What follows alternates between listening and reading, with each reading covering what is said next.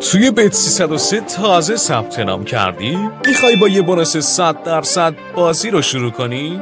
فقط چند مرحله ساده داره. برای فعالسازی بونوس خوشامدگویی 100% یه سایت بت 303 ابتدا وارد حساب کاربریت شو.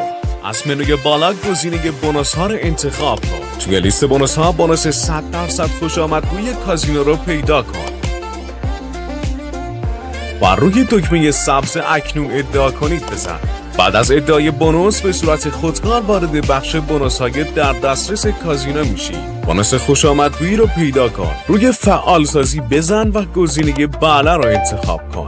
بعد از تایید سایت بهت دکمه شارژ حساب رو نشون میده. روی اون کلیک کن. حالا وقتش حسابت رو شارژ کنی. حداقل مبلغ شارژ 500,000 تومان. آموزش تصویری و کامل تمام روش‌های واریز توی پیج اینستاگرام بت 303 ایران پین شده. حتما چک کن. بعد از شارژ بونوس به صورت خودکار به حسابت اضافه میشه. حالا موجودی حسابت 2 برابر میشه و بخش بونوس با رنگ زرد مشخص میشه. این یعنی آماده‌ای برای بازی و آماده است تا توی بازی‌هایی مثل اوییتور، اسپیسمن، کرش، فرست بالون و کلی اصلاحات جذاب استفادهش کنی. پس همین حالا اقدام کن و وارد دنیای هیجان انگیز کازینوهای بت 303 شو.